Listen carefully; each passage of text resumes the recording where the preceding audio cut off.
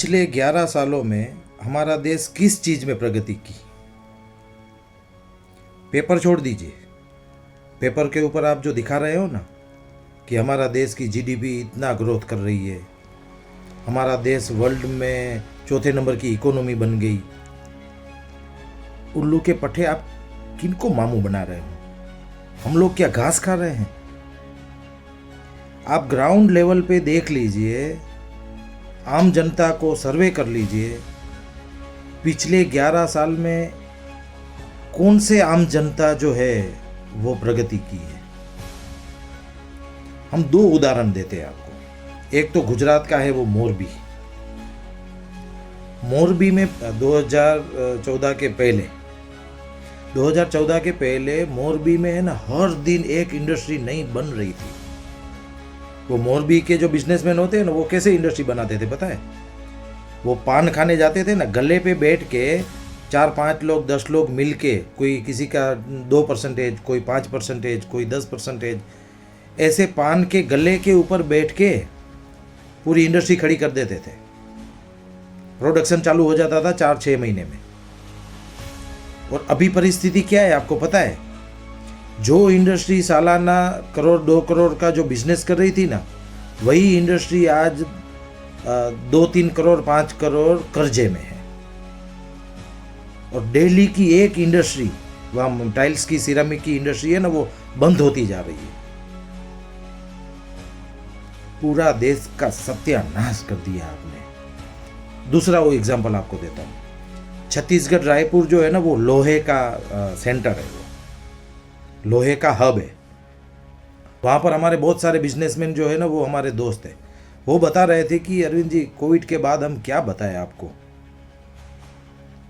जितना raw material की जो कीमत होती है ना, उससे कम दाम में चाइना वालों ने तो फिनिश प्रोडक्ट करके कस्टमर तक पहुंचा देते हैं।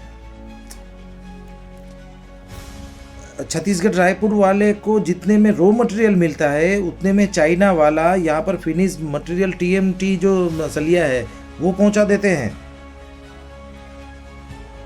एक चीज है, खेड़ूत खेती पे जो हम यूरिया डीएपी जो भी रासायनिक खातर का जो इस्तेमाल करते हैं ना, उनका पूरा का पूरा कंट्रोल चाइना के पास है।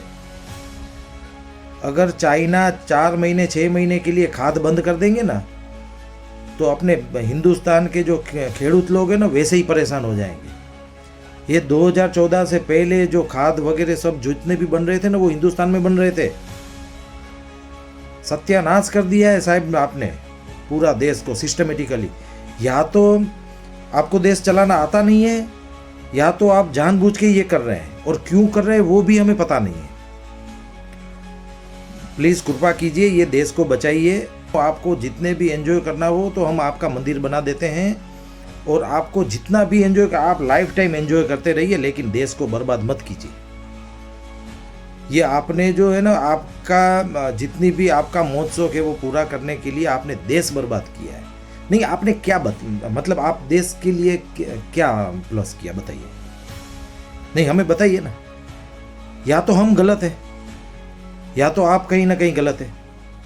आप हमें एक चीज बताइए कि भारत देश की आम जनता का ग्रोथ कौन सी सेक्टर में हुआ?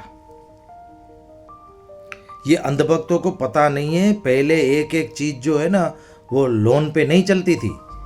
अभी तो आपका जो बच्चा जन्म ले रहा है ना, वो भी लोन पे जन्म ले रहा है। आपको कहां पता है? जब बच्चा मां के पेट में बनता है ना, तब से उनका खर्चा चालू हो जाता है। वाट लगा दिए पूरे आम जनता की। नहीं, या तो आप हमें समझाइए कि ये चीज में हमने ग्रोथ किया है, उससे भारत देश के आम नागरिक को ये फैसले लेने से फायदा हुआ है, वो बताइए। आम जनता को फायदा होना चाहिए, उनकी जेब में पैसा बचना चाहिए। उनकी जेब में कुछ भी पैसा नहीं बच रहा है। बड़े बड़े उद्योगपतियों को छोड़ दीजिए, बड़े बड़े 2, 3, 5, 10 उद्योगपतियों से देश नहीं चलता है। देश चलता है आम जनता से, खेड़ूत से, आम नागरिक से, मतलब वो छोटे व्यापारी से। उनको तो सबने आपको बर्बाद कर दिया है। और ये जो छोटे छोटे व्यापारी, उनको पता है इसलिए नहीं चल रहा है, उनको लोन दे दे दे दे को उनका जो व्यवहार है ना, अभी चल रहा है, धीरे धीरे कर करके चल रहा है। यही 5 साल 6 साल 10 साल के बाद उनको पता ही नहीं चलेगा कि उनका सत्यानाश हो चुका है, कुछ चीज नहीं बची है उनके पास, इतना खर्चा बढ़ चुका है, सामने उनकी आमदनी नहीं बढ़ी है उनकी। कृपा कीजिए भाई, अभी जितना था 2014 से पहले वही हमें वापस दे दीजिए, चलेगा।